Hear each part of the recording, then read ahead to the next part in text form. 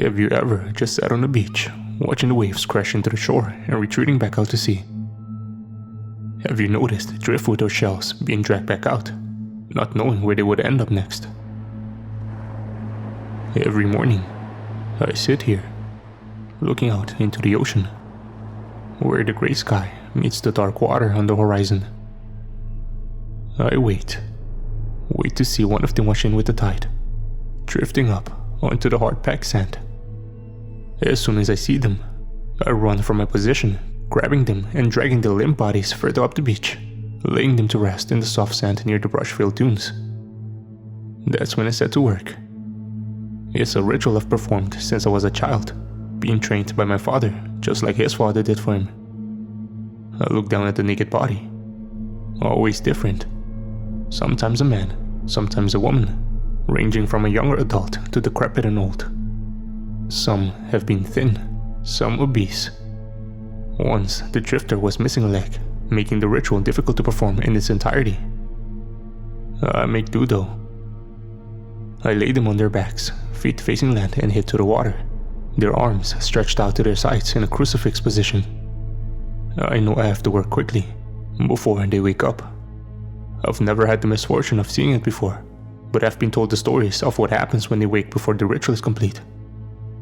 The entire island could be erased in the blink of an eye. I'm getting distracted. Sorry. The ritual. While in the crucifix position, I start the runes. Beginning with each hand and foot, I carve the same sequence going inward towards the body, from the tip of the fingers and toes, moving counterclockwise from the left hand to the feet and finishing with the right hand. The work is methodical. My knife moves with a determined precision, honed with 20 years of practice. Their blood flows blue, staining the sands with an almost neon hue. A scent of ammonia lingers with it. When every limb has been carved, I start at the top of the head, moving from the small bump in the middle of the forehead down towards the chest. They bleed much more when I get to the neck, as one of the runes must cut right across the jugular. Their blood sprays, leaving a shower on the surrounding sand. Some days it mixes with the drizzle of rain, creating a bluish mist that flows across the beach.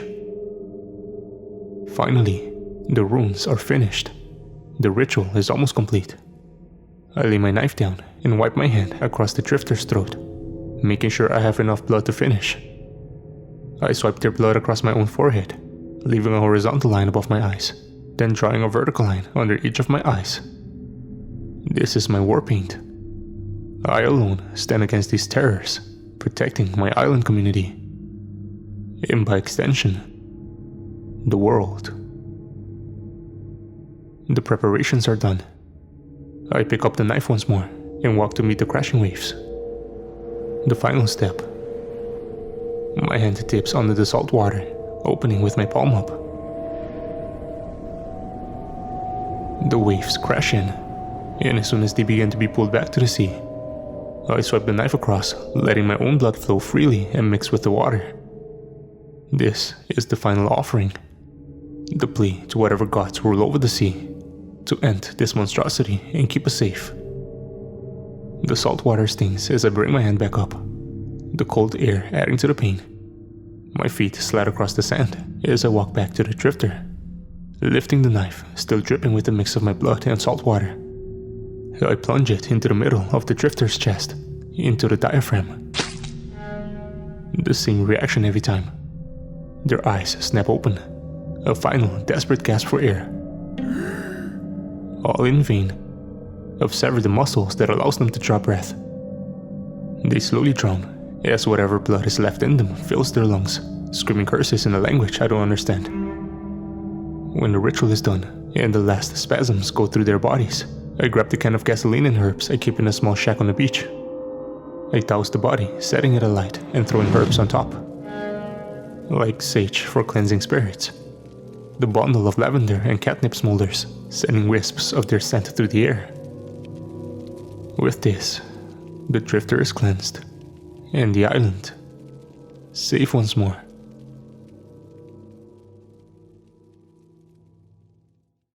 I head back to the village, taking the beaten path curved into the brush by the generations before me. I exchanged nice pleasantries with others as I passed by. They thanked me for what I do, protecting us from the drifters. I simply nod, telling them it's my duty, nothing more. I made my way to the village square, heading into the courthouse at the other end. Briggs, our mayor, is waiting for my daily report. He looks up from the papers he's signing as I walk into the room. Riley, how are you today? Any happenings at the shore? He shuffles the paper aside and leans back in his seat, motioning to the chair across from him. I sit down in the stiff leather chair, hearing it squeak under me. There was one. Older. Male. They're coming more often these days. This is the third this week. When I started 20 years ago, we got one every 2 weeks or so. Should we be worried, sir? His brow furrowed with worry. He was an older man, at least 60. He had lived on the mainland for a while before coming back to the island in his younger years, world-weary and in disbelief at what we had to worry about compared to the outside world. They knew nothing of the drifters, the dangers they posed to our world, the heretic god they served. We'll certainly need to keep an eye on it. The records show that more show up preceding times of trouble. The earliest we have on record was the one that preceded the Black Plague. They were at an average of 2 drifters per day, with the highest number being 5 washing up at once. Your post was manned by 5 watchers around the clock, making sure none went uncleansed. We must be vigilant, make sure this doesn't become a problem like then. Do you think there could be something terrible on the horizon? I asked. I was the only one trained in the ritual. My father had me to help when he was my age, and his father and brothers before him. But I was alone. I had taken no wife, had no living children, and my only brother was killed as a child. If they began washing up more often, I was the only defense. As of yet, there is no way to tell. We simply must pay attention. Find someone from the village that shows promise. Take them to be trained. You may need help, he answered, waving me off. I got up to walk out. Rally. I turned back, giving him a questioning look. He dug around in his desk drawer before withdrawing a long, thin blade in a black scabbard. He pulled the blade out of the sheath by a few inches, showing me a startling pristine edge with the runes I used inscribed on it. He sheathed it again and handed it over to me. This has been handed down from elder to elder. If the time comes when there are too many, use this. It allows the ritual to be bypassed. I bowed and thanked him as I took the saber. In all of my research and learning about my position, I had never heard of this. We had always been told the ritual was the only way. I headed out and back to my house, lost in thought as I walked. I was shaken from my daydreaming by screaming coming from down the path, the direction of the shore. Rally! Rally! Vale, one of the village teenagers. She was shouting for me in a panicked voice, fear rising to overtake any other emotion. Quick! You have to go to the shore! What's going on? I stopped her as she ran up, panting for breath. She leaned over and grabbed her knees, gasping. Another one. A drifter. Some of the kids were playing in the water, and it washed up. She wheezed. Shit. I didn't even wait for her to finish. When she said drifter, I took off, sprinting with all the energy I had. They never washed up past noon, rarely ever after daybreak even. 2 in one day. This is bad. If one wakes up while I'm not there, ruin would follow. Thankfully, it wasn't far to the shore. As I passed over the dunes, I saw the children gather around it. The drifter this time appeared to be a woman, old and covered in wrinkles. One of the children had a stick of driftwood they were using to poke at it, nudging it as the waves lapped around. Stop! I shouted, waving my arms as the children continued poking. They looked toward me, a quizzical glint in their eyes. Get the fuck away from it! It happened in slow motion. The drifter's eyes opened. Their unearthly green hue, like emeralds reflecting a blue sea, shined through the haze. I saw the sharp teeth bare themselves and the hands reach for the nearest child. Long claws tore skin and red blood mixed with ocean spray. I heard the boy scream in pain before turning to a low gurgle as blood filled his throat instead. I wasn't thinking. Instinct took over, and I drew the blade I had just been given. The runes reflected the grey sky, the sharp edge of the blade shining like the sea. I jumped at the drifter and plunged the blade between its neck and shoulder, stepping downward through the chest and into the gut. It let out a high screech, and the wind around picked up, intense howling echoing the drifter's cry. The ocean churned in response, sea foam churning into madness where calm small waves were before. "Fucking die!" I screamed. I plunged my hand down into the wound, covering it in blood and painting my face with it. I withdrew the sword, quickly slicing my palm and dipping it into an incoming wave. The drifter screamed again. Clouds moved in, erasing any light that was left. The weather turned from a grey morning to a small hurricane in moments. I knew this had to end quickly. In one deft movement, I stepped upward, bringing the blade out of the water and impaling the creature right in target. The screams died out, along with the wind. Peace had returned to the shoreline. I sat there for a moment, collecting myself, before turning to look at the gore mixed with the ocean. The poor boy, his throat torn out, had passed. I took him in my arms and carried him up to dry sand before going back and gathering the drifter's body. I covered the boy with my coat and the creature with gasoline. I wanted it to feel the flames of hell. I sat and watched it burn for a while. Long after the local doctor had come and taken the boy, his mother screaming in grief as she watched. I couldn't come up with words to say I was sorry. I was supposed to protect these people. I was the one that should be dead. When the last ashes had fizzled out, I still remained, thinking to myself, what could be done to prevent this from happening again? I didn't know that it would only get worse from there. I was waiting, watching the sea thrash and roll. I'm not sure when I drifted off. The same nightmare that kept me up the night before covered me again, leaving me in fits. I saw the boy's corpse laying in the waves, blood being pulled out with the sea foam. Suddenly, the clouds started rolling in, wind whipping up sand and spray. I saw lightning flash down the shoreline and felt a thunder boom in my chest immediately after. Something was coming. The waves grew taller with each one that crashed the shore. When I looked closer, I saw that it wasn't just water hitting the shore. Drifters, hundreds of them, all tangled into each other in the waves, piling on top of each other as they hit the shore. Levees made of bodies started to block the waves. Suddenly, the sky opened above me. The wind stopped. The ocean calmed. The drifters lay in their piles, sleeping like the dead. The eye of the storm. Just as soon as it started, it was over. A million eyes snapped open at once. Their screams layered each other, creating an unholy chorus as they awoke and began flooding inland. Right before the flood, I caught a glimpse of the horizon. Grey clouds mired above rolling waves. Through the rain and wind, I could see something moving against the sky, wading through the depths of the water towards my home. I had seen pictures of skyscrapers, and this dwarfed them. Just as it began to become clear through the sheets of rain, a bolt of lightning struck in front of it.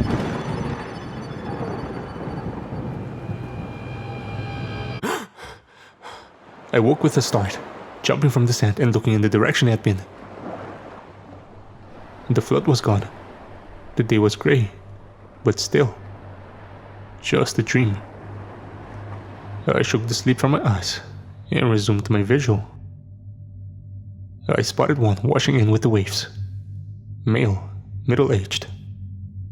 Other than the bump in the middle of their forehead and the long claw-like nails, he could have passed for a normal islander. I set to work and was almost done with the carving when I heard a voice from behind me. "There's another one!" I looked up, startled. Nobody else came out this early. After what happened, I didn't think anyone would ever come here again. I was surprised even more to see that it was Vale, now nodding towards the shore a ways to my left. I followed her gaze and saw another motionless form crumpled there, sea foam washing over. Damn it all, I muttered. Time to kill two birds with one stone. I left the one I was working on and walked over to the new arrival. Before grabbing this one, I dunked my hand into the water and sliced my palm, completing this part of the ritual ahead of time. As I began to drag the body towards the first drifter, Vale ran up and grabbed the other arm, helping me along. "It wasn't your fault, you know," she said, grunting with exertion. "I was nearby when they found it. I should have told them to get away before I came to get you. I didn't think they would do something like that." "Don't blame yourself," I replied, letting go of the new drifter and kneeling down next to the first. I took out my knife and plunged it into the diaphragm. The piercing scream began, then died out quickly. The new drifter didn't stir.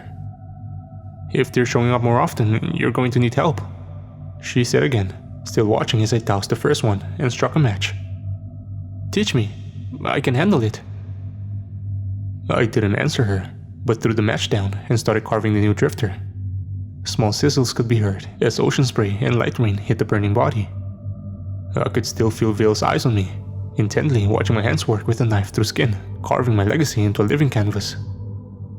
When the runes were done, I beckoned for her to follow me to the water. She stood beside me as waves lapped over our feet. I looked out at the gray sky and rolling sea, remembering the moment my father brought me out here, how he had carved the runes, then walked me out to the water. "Have you ever lost someone, Vale?" I asked her. She seemed taken aback by the question at first, and looked down at the water as she pondered it. "You knew my mother," she said. "You know I lost her." "You didn't know your mother. She died giving birth to you. Have you ever lost someone you truly knew and loved?" I shot back. "Then, no. I guess I haven't." I sighed and unholstered my knife, turning toward her. "If you take this on, you will lose someone you love. Maybe more than one. That's what we give up in order to protect the island. Are you prepared to take that on?" She seemed scared, and I couldn't really blame her. She saw the aftermath of what happened yesterday. She knew what we would be dealing with. But underneath the fear, there was a desperation. Desperation to prove her strength and protect others. "I am," she finally answered after staring out at the forming waves. "What do I have to do?" "You're not of my bloodline, but there are certain cases where others can be allowed in to take over." I looked down at my hand, the cut already clotted with blood. I swept the knife across to reopen it. "Come, we have to go further out." When we were waist deep in the water, I handed her the knife. "Cut your palm and hold it open," I said. She winced as the sharp edge of steel sliced her hand. The blood flowed quickly, dripping into the water and leaving a red cloud. I held my hand above hers, making a fist and squeezing so a trickle of blood fell onto her cut. I then opened my own palm, placing it flat on hers so our cuts aligned, and took her hand under the water. She drew a deep breath in through her teeth as the salt water hit open flesh, but composed herself quickly. "I, Relicarus, do hereby pass my bloodline on to Vale Jensen. Having no living children and having taken a wife, I realized that any day my bloodline may die, and our cleansing end. Vale has offered herself as a tribute to the ocean, pledging to protect the island and all inhabiting it from the drifters and the heretical gods they serve. Do you accept this duty, Vale?" "Yes," she replied. I motioned for her to walk further into the water, letting go of her hand. She looked at me, asking, "How far?" "Until the sea takes you," I replied. She nodded, walking further. At about 10 meters out, she was completely engulfed, going under the water. She came up moments later, walking back to my position. Her usually wild, curly hair was now limp and soaked around her shoulders. She shined with a new purpose as she rejoined me. "You are aware that with this acceptance, you may never leave the island, being the first and last defense against the unknown. You know that the ocean requires a heavy toll for your service and the power bestowed upon you. Do you still accept? I hoped she would say no, but knew in my heart she couldn't. It was the same feeling I had thinking back to when I took the oath, my father standing in my place. Once you had the notion to take on this duty, it never left you. Yes, she said again. Vale Jensen, by my power and authority, being the last remaining of my bloodline, I surrender you to the sea. Today, you are born anew in the salt and brine of the ocean. I withdrew my hand from the water, turning my fingers down so the mix of salt water and blood coated my fingertips. I drew the rune of rebirth on her face, a clockwise spiral ending in a smaller spiral spinning counterclockwise from the center. The ever-flowing dichotomy of life and the sea. I swear to serve with my life, she replied, giving a small bow. We'll start your training tomorrow, I told her. For now, I will finish this ritual. You will walk back to the village and stand in the square until I return. Tell anyone that asks, you are now my apprentice. Yes, sir, she said, walking back up the beach. I sighed as she left, taking myself back up to where the newest drifter lay on the sand. I knelt next to it, hefting my knife once more. I placed it above the diaphragm, one hand holding it steady while the other was poised above it, ready to thrust downward. I bowed my head, closing my eyes and whispering a prayer. Protect her. Let me be the father to her I could never be to my own daughter, I muttered. My hand raised up, tensing at the expectation of pain when it hit the knife handle. I was more surprised to feel the hand on my wrist as it moved downward. My eyes snapped open to see the drifter grabbing on, holding my hand back. Our numbers are infinite, it said. We serve, and we will be rewarded. We will devour you, drown you in the blood of your loved ones. We are vast as the ocean and relentless as the waves. We will break you. The pure hatred in its eyes terrified me. I'd never seen anything like it. The pure, dripping spite. It poured through my skin and into my soul. It despised me, and that cold, unfeeling stare almost seemed to freeze the entire world. I forced myself to move as it opened its mouth wide to scream, making the wind pick up and clouds go dim. My other hand plunged the knife in. Its screams turned to wet gurgles as it drowned, choking on blood. I fell back in the sand, shaking. After what seemed like eternity, I pulled the knife from its chest and got the gas can and herbs, beginning the final step of cleansing. I didn't stay to make sure the fire was put out, but instead rushed back up the path to the village, stopping at the first person I saw. Hello, Raleigh. What can I do for you? He said. I didn't remember his name, but recognized him from the butcher shop in town. I need you to go to the shore and keep watch. If any wash up, come get me. I'll be speaking to Briggs in his office. He looked at me quizzically, not quite understanding why I would want an untrained person watching the shore. I ended up losing my temper.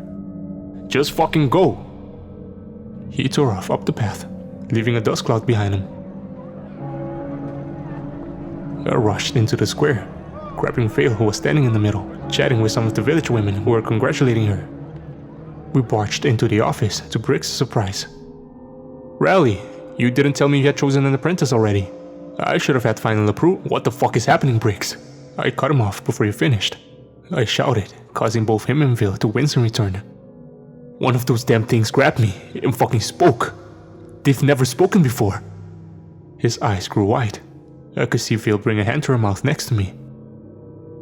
Briggs sat back in his chair, reaching into a drawer and pulling out a tall bottle filled with dark amber. He produced 3 glasses from the same drawer and started pouring. I'm sorry for overstepping your authority, he said, raising the glass to his lips and slushing half of it down to his shirt from shaking hands. I had hoped this wouldn't happen while I was in charge. Guess I hoped for too much. He drained his glass, then got up and walked over to the portrait on the wall. Pulling the portrait up and setting it down on the floor, he revealed the safe behind it. He opened it and pulled out a large, leather-bound book, yellowed with age. The next item he revealed was an old flintlock pistol. "Everything you'll need to know is in there," he said, motioning to the book. "I'm sorry, but this is just too much." He raised the gun to his temple and cocked the hammer. I barely had time to grab Vale and avert her eyes when he pulled the trigger. Warm blood and sharp skull fragments sprayed over us. The past 24 hours have been a blur. I only remember walking Vale out into the square, both of us splattered with blood and grey matter. Everyone looking at us, some screaming, some crying. I sat Vale down on a bench and motioned for a nearby woman to come over. "Take care of her. If she's not in shock yet, she will be soon," I said, then turned to walk back into the building. "Also, call for the doctor. I'll need his help moving bricks." The smell had already gotten bad inside. Copper, sharp. It took me by surprise after dealing with the ammonia-tinged blood of the drifters for so long. I looked down at Briggs's body. Small wisps of steam rising from the open wound as cold air drafted in. "Cowardly fucking bastard," I muttered to his body. For probably the first time since my father had brought me out to the beach, I was scared. I'd seen the soul drain from Briggs's face when I told him about the drifter speaking. He knew things I never did. Things that he didn't want to face. But what? The book was still lying on the desk where he had left it, now covered in a messy layer of gore. I grabbed the nearby cloth and wiped it clean, trying my best to get all the pieces of brain and skull off. Runes were emblazoned on the cover. Some of them I had never seen before. I opened the book and began reading. The pages were old and yellowed, with spots here and there from where ink had spilled, and what I think was blood. There were illustrations of drifters making detailed notes of their anatomy and physiological traits. The next page showed the rune configurations as well as the carvings for the ritual. I had just begun to flip through to another when there was a knock on the door. "Rally, what the hell happened here?" Gareth, our local doctor, was standing in the doorway, a handkerchief held over his face. He gazed around the room in horror before settling on Briggs's body. "Oh God, Briggs. You know anything about all this?" I asked him, drawing his eyes to the book. He shook his head, looking instead at the flintlock pistol still clutched in Briggs's hand. "So he did this to himself?" "Yeah, told him about the drifter that just spoke while I was doing the ritual. He handed me this book, then blew his goddamn brains out. I haven't seen anyone that terrified since, well, your brother, Gareth, finished my thought. Go, Riley. I'll take care of this. I know this brings back painful memories for you." He moved from the doorway, revealing that Vale was standing behind him, still with a look of shock on her face. I snatched the book off the desk and walked briskly out, grabbing her arm and turning her from the grisly scene. There were tear tracks through the blood on her face. We walked in silence towards our home. When we finally reached it, I sent her inside to clean up and sat on the porch to look further into the book. The first half seemed to be all things I already knew, about the ritual, the drifter's anatomy, a cipher of the runes. Then, something different caught my eye. It was another illustration, but this one was human. Multiple drawings of the same person, but with subtle changes between each one. Initially, it was a lengthening of nails and teeth, small gills growing in near the nape of the neck. Then, the eyes turning. I don't know what they used to capture the color of the eyes in the illustration, but it was hauntingly lifelike. The next page held notes and more illustration. Large ships at sea during a storm being rocked by the waves. A figure standing in the water, towering above them. Then, the ships being torn asunder by the wind and surf. One survivor of cargo ship Fate's Rest, a man by the name of William Stettler, noted that before the ship sank, he witnessed a looming giant on the horizon. I remembered my dream. The giant looming behind the waves of drifters. A general commanding his army. Stettler swears he saw this figure smash the ships with his own hands, causing all aboard to fall into the water. Here he says they were set upon by the people that looked just like them, save for a small bump in their foreheads and elongated claws and teeth. Stedler says these figures would drag the surviving crew and passengers under the water, never to resurface. The book went on to explain how Stedler had survived. He was knocked out by a plank of wood hitting him in the water and managed to wash up on the island, much like the drifters do. When the watchman on the shore at the time found him, he was almost cleansed with the ritual, only saved because his blood was red instead of blue. Safe to say, this was a surprise for the watchman. Stedler joined the watch through marriage eventually, choosing to stay on the island instead of going back to his home on the mainland. He is responsible for one of the greatest breakthroughs in our understanding of the drifters. 10 years after the accident, and Stedler was on duty keeping watch one morning. When a drifter washed in, he moved to retrieve it, as he normally would, but was frozen with fear upon looking at the face. Vale walked back outside, looking at me with concern as she wrung water from her hair. "What are we going to do?" she asked, sitting down next to me. I didn't answer, still reading and rereading the same sentence. Stedler recognized his brother, Jacob Stedler, who he had last seen dragged under the surface 10 years previous. He hadn't aged, and the only difference was the small bump in his head. "Vale," I said, looking at her. "There are things I'm still learning, along with you. Things that may cause me to falter in the coming days and weeks. I need you to promise me that if I hesitate, you will step in and finish the job." "I promise," Vale said, still looking concerned.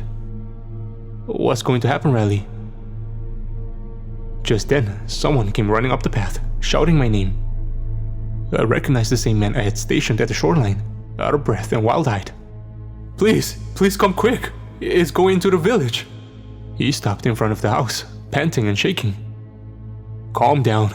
What the hell do you mean?" I asked, jumping from my chair. "And how did you know I was here?" "Dr. Garrett told me you were taking Vale home. I saw Briggs." He almost looked like he was going to vomit when he said it, thinking of the mess in Briggs' office. "A drifter washed up on shore. I saw it and started coming to get you. But then, it spoke to me. It asked where you were, Riley." "Fucking hell," I said, beginning to gather my things and start back toward the village. He stopped me again before I could walk off. "No, Riley. This one, it ain't like the others," he said, waving his hands frantically in front of him. "It's him, Riley. I don't know how, but it's him." "Who, goddammit? Who is it?" Vale was shouting at him now, trying to make sense of this whole situation. "River," the man whispered, looking down at the ground. I stopped dead in my tracks. I couldn't move. There was no way it could be him. He was gone. Dead. His body was never found. This guy just didn't remember what he looked like. He was confused. "Who the hell is River?" Vale asked, getting impatient at the lack of answers. Grabbing the rune inscribed blade from my back in the process, I handed it over to her. "You don't know the ritual yet, and I may not be able to see this one through," I said. "Will anyone please tell me what's going on? I can't help when I'm in the fucking dark here." Vale was practically screaming now, tearing at her hair. "Who the fuck is River, and why are you worried about him?" I felt tears forming in my eyes as I looked at her. Hot bile burned in my throat, and I almost choked on the words as they came up. River was my brother.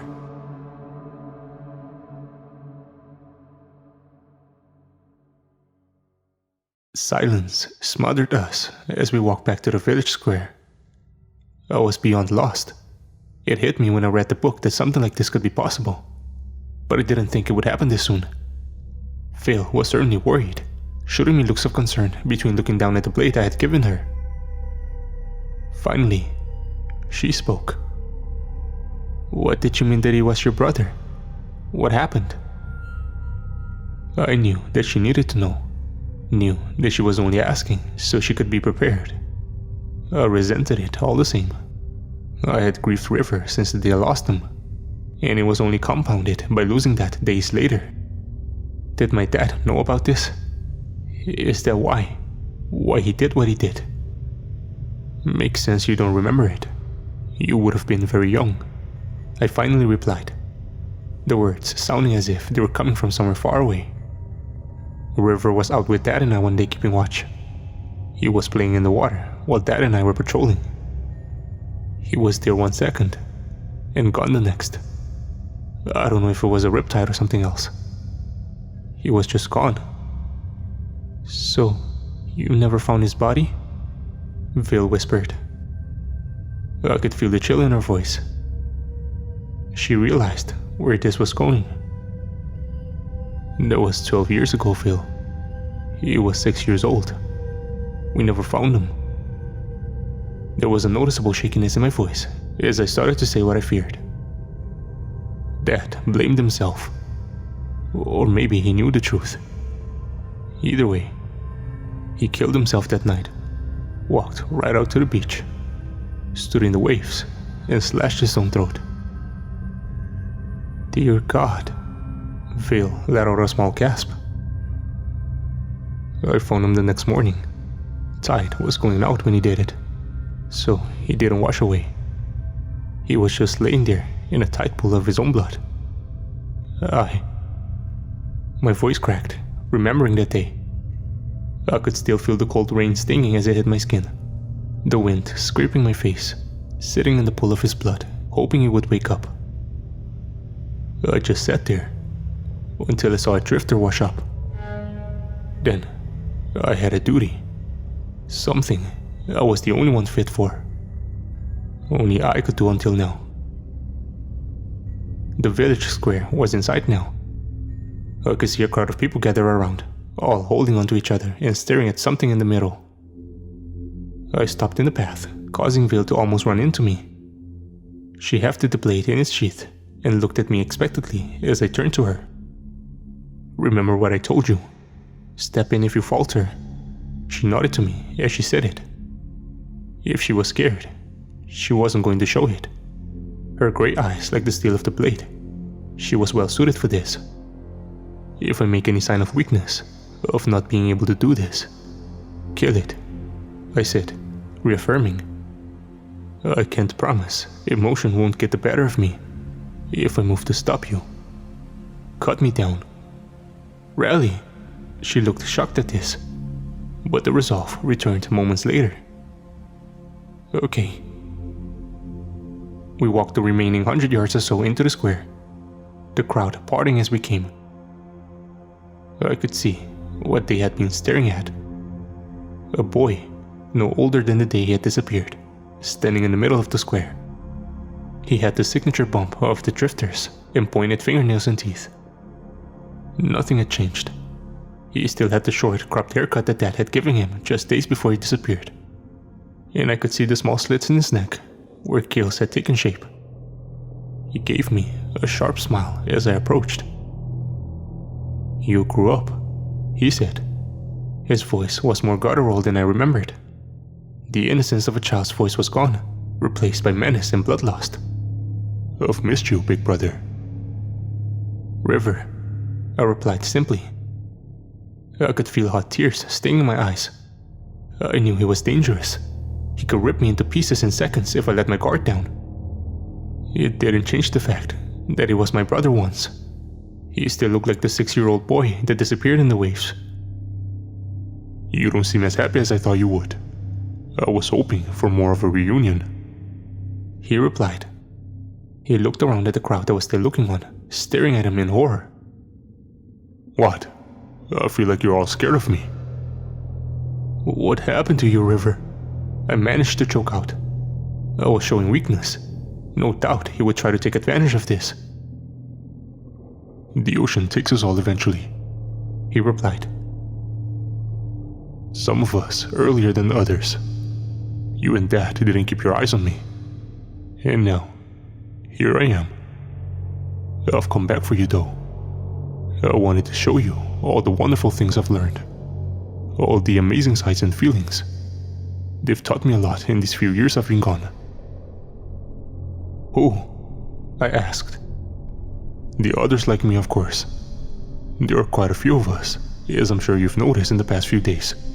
We've been busy, recruiting, creating, swelling our ranks. We bring more to him, and he makes them like us. I'm sure I can put in a good word for you all. River, this isn't you. I was talking more to myself at this point than him.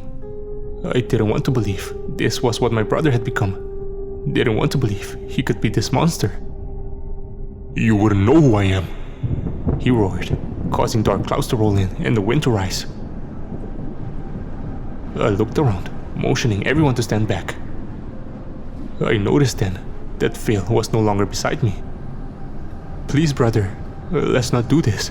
Come back to us. You don't have to be this way. I said to him, trying to look around for Vale without him noticing. I finally spotted her in a crowd of people, slowly moving her way through the masses, trying to flank River. I had to keep him distracted. There's no going back now. This island won't exist for much longer. All will be swallowed by the ocean soon enough. You'll all join us, or drown. Some of you have a choice, some don't. He took a step forward, opening his arms toward me. I wanted to bring you with me, Raleigh, to extend an offer. I can bring you with me, and you can be made new. Quick, painless. I want to help you, I continued. Vale was almost behind him. Just another minute, and she would be in place. Oh, but I want to help you. River sneered back at me. Vale looked at me and nodded. Now! I lunged forward at the same time she did, her with the blade drawn, me with my knife. All I could see before striking was River's twisted smile. Vale struck just right, stabbing right into his spine. My knife found its mark in his throat, cutting any sound from him short. He managed to get 2 good swipes of his claws in, one striking Vale across the face and leaving 4 long jagged ravines of open flesh from her left eye down to her chin. The other had managed to catch me in the stomach, knocking the wind from me and gouging into my flesh. I felt his hand tighten into a fist, closing around whatever internal organs he could. Get some fucking rope! I shouted at the onlookers. 2 of them ran towards the nearest building and found a halfway weaved fishing net that had been left there in the excitement of the day. Throwing it to Vale and I, we quickly wrapped it around River, making sure he was bound right, before cutting a strip of fabric from my sleeve and stuffing it in his mouth. There, no storms if he can't scream, I said, sitting back on the ground and clutching my stomach.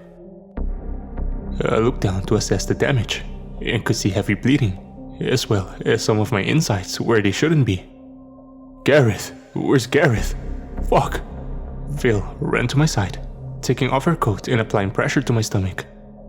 Her eye was swollen shut at this point. She would be lucky to see out of it again. I was gasping at this point. The adrenaline was wearing off, and the pain taking over.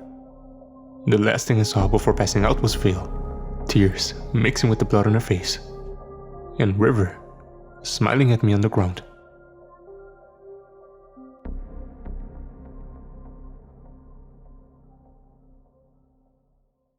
I'm awake again. It's been 2 days since we subdued River. Gareth patched me up the best he could, but the diagnosis is grim. River managed to do some damage while he was in there. Vale told me he was locked away in Briggs' office. Said he's fucking tied up in there, smiling at anyone who comes by. Half her face is covered in bandages. Gareth said her eye should heal, but she'll never regain 100% of her sight. I've been researching the book, she tells me. Said she learned the runes and memorized the ritual. She said there's also some talk of an older ritual, one talked about from long ago by long-gone ancestors. Something that may be able to stop all of this once and for all. That God, I guess you could call it, Phil says. The giant that creates them? There's the thought here and there by whoever put this together. They translated from some ancient notes left behind by the first inhabitants of our island. Whoever wrote this thinks that if 2 sacrifices are made, then he can be weakened and bound undersea. She went on, explaining this further, but I was drifting in and out of pain. Eventually Gareth came back in and gave me a new dose of medicine. It didn't do much for the pain. but it sedated me. I'm in and out now. Vale is working on figuring out this ritual. If she can crack it, we may just have a way to end all of this. I just hope I'll live to see it.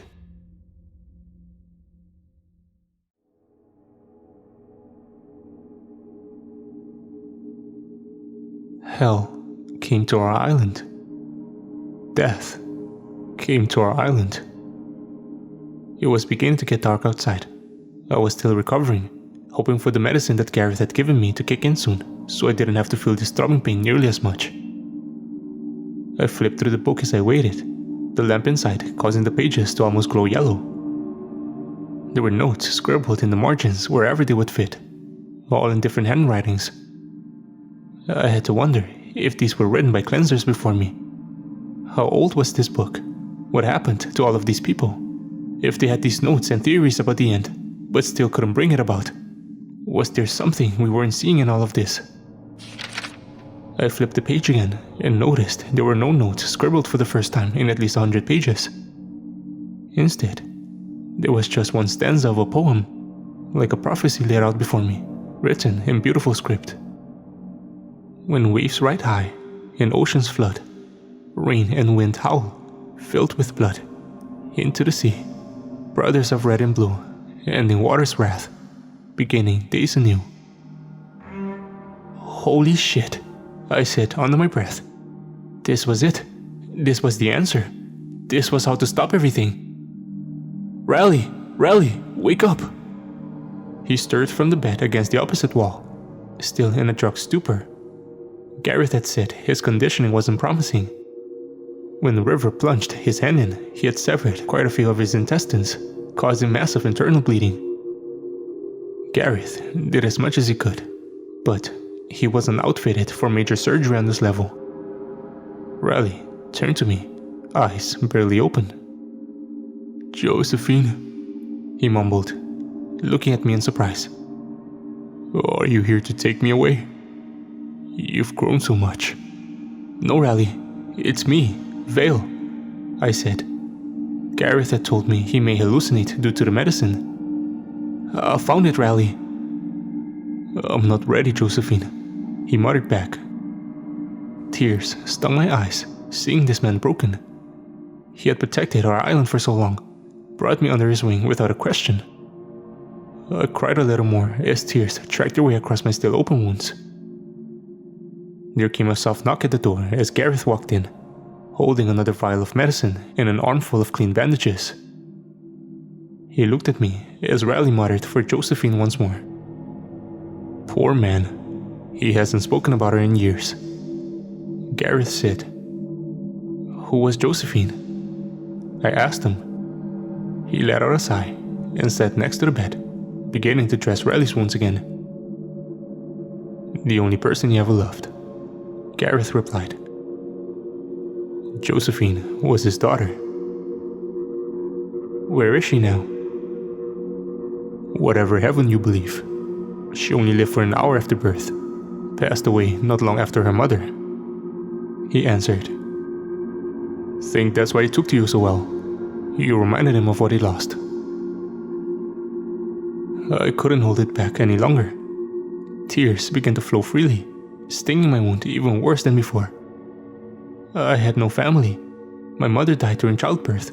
My father killed not long after my conception.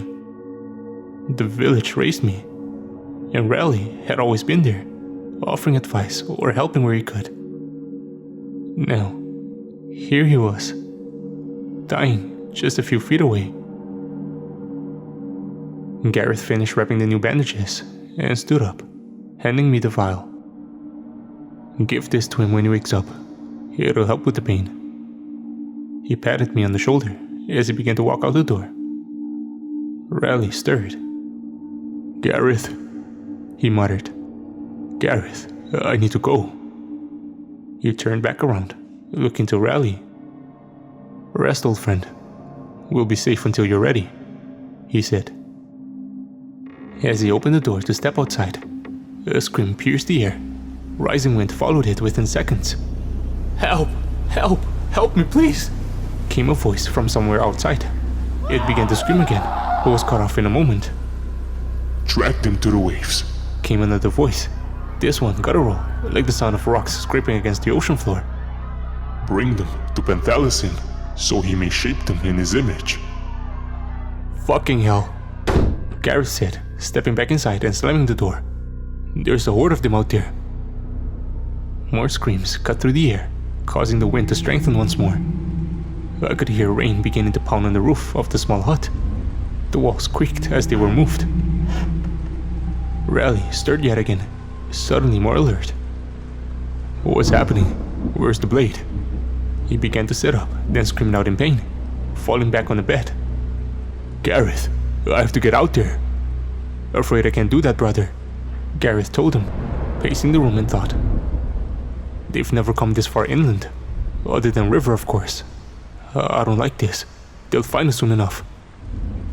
As if on cue, the door was kicked open. A towering drifter barged his way in, claws tearing at the doorframe. It screamed at the sight of them, bringing more heavy rain onto the hut. Back away, Gareth, I whispered, moving my hand down to the blade still sheathed at my side. He dove aside, leaving a straight path. I had to make sure I was on target, even with my crippled eyesight. I drew the blade slowly, leaning forward and focusing on the diaphragm area, just like Raleigh had showed me that day on the beach. It ran forward, rushing at me with arms held wide, claws brandished. I lunged forward, stabbing up toward it. I missed. It screamed in pain as the blade struck the middle of the ribcage, above the diaphragm. I heard the bone crack as it cleaved in two. The drifter fell on top of me, teeth gnashing as it tried to recover. I moved my other hand to the hilt of the blade, grasping it and starting to saw downward. The drifter threw its head forward, attempting to bite down on my neck as I moved to the side under it, furiously working the blade lower. I heard the final gasp as I hit my target. The drifter collapsed, twitching. Gareth ran forward to help roll it off of me as I pulled the blade free, splattering blue blood on the walls. Phil, are you okay? Raleigh asked, sitting up slowly this time so as not to hurt himself. He still winced in pain. Raleigh, thank God, I said, moving over to him. Look, I found how we can stop this. We have to get River. I grabbed the book from the table nearby, flipping to the poem. I shoved it toward Raleigh to read. Brothers of red and blue. That can't mean us, can it? He asked, looking up at me. I think so, I said. I could see the fear in his face. He was putting all of this together, the same puzzle I had pieced together just hours ago. The wind was constant now, a continuous roar, a monster tearing the island apart. A board was torn from the roof, leaving an opening for rain to begin pouring through. Help me, Gareth, Raleigh said, swinging his legs over the side of the bed. We need to go get my brother. I hefted the blade, getting ready to make a run across the square. Gareth stood, holding Raleigh up on his shoulders. We exchanged a small nod before running out of the hut and into the chaos. The square was bathed in red. Drifters were dragging bodies out of homes, taking no care if they cut them open or not. Anyone that resisted was torn open, treated as a game by the attacking monsters. I could see one in the distance grabbing a woman away from her screaming wife, slashing her throat so blood covered the woman she loved. It let out a demented laugh before lunging at the other woman. We made our way through, dodging what we could and trying to cut what we couldn't. We finally reached the door of Brix's office, bursting in it and charging through. River sat there in the center of the room, staring toward us, a smile playing behind the gag over his mouth. Grab and run, I said, looking towards Gareth and Raleigh. I took hold of the chair River was in and began dragging it out into the storm. We tried to go around the perimeter of the square and toward the path to the beach so as not to be seen. A drifter chased someone out into our path, stopping as it saw us. I charged forward, stabbing it through the eye this time. It fell to the ground, shrieking, causing the storm to strengthen. When we finally made it to the path, I saw that we didn't have far to go. The amount of drifters congregating in the island and the chaos they were bringing had caused a storm surge, bringing waves crashing just a few hundred yards away. The dunes were gone. Now the island just consisted of the square and surrounding area. "Oh, it's time, brother," River shouted over the chaos. I looked back to see he had chewed through the gag, allowing him to talk once more. "There is our God, waiting just as promised." I looked in the distance to see an inky silhouette on the horizon, moving ever closer to our position. With every stride, it sent a towering wave toward us, taking more of the land for its own. Drifters were frothing in the waves, moving closer to the square. There had to be hundreds, all crashing on top of each other as they scrambled to be the first to the feeding. They stopped as they saw us. "Set me down," Riley said. Gareth gave him a look to confirm what he was asking. Then, a small nod before setting him to his feet. Riley came over to me then, putting his hands on my shoulders. "Whatever happens, I want you to know how proud I am," he said. He deftly slipped the blade away from me, hiding it in his coat pocket. "Well, brother, does your offer still stand? Will you take me to the sea?" "I thought you would never ask." River smiled, showing his sharp teeth. Riley walked over to him, holding his knife to the rope, ensnaring him. "I will let you free, but you must promise me you will not harm them." Riley was wheezing with the effort of standing on his own. River simply nodded in return. With a quick flick of the knife, his restraints fell around him. They walked together toward the water, River shouting to the other drifters in victory. When they were waist deep, he turned to Riley. "Behold, Panthalacin." He motioned to the giant figure, feature still obscured by the wind and rain that seemed to emanate from it. "The great sea, ruler of all beneath the waves. I bring you a sacrifice, the last of the cleansing line." He turned to face Riley, looking at him as he did the same. "I've waited so long, Riley." He thrust his hand forward, impaling Riley through the heart. He let out a gasp, leaning forward on his brother. River took him in a great hug, bringing him close. Riley wrapped his hands around him in return. "I, as well," I heard him say.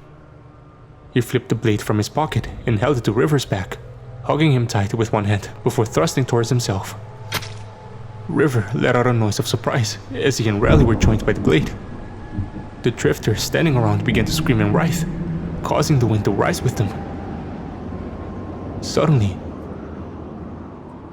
they stopped. Gareth grabbed my arm and pulled me back, away from the water as we watched. The two brothers, their blood mixing on the blade and running into the water, seemed to melt away into a pool of red and blue. It only took moments for them to disappear completely, the color in the water branching out further toward the crowd of drifters. When they were touched by the blood, the drifters turned to water. With each new mass, a rising wave was formed, holding its place as a wall of water at the shoreline.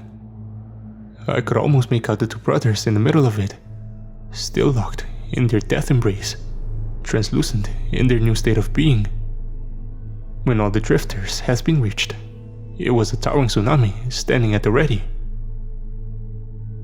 Panthalacin stood in the distance, the storm still swirling around him. He hefted his fist, crashing it down into the water and sending his own wave forward. The great tsunami rushed to meet it, absorbing it as they collided. It picked up speed as it moved ever closer to the sea god, rolling with fury. There was a loud crash as it smashed into the giant. I saw it try to get back up and regain its footing, but as it did, tendrils of water shot forward from the surface, ensnaring him at every possible point. Finally, two tendrils, one red and one blue, shot forward to wrap around the ancient neck of the sea, pulling it first to its knees, then under the surface, forever.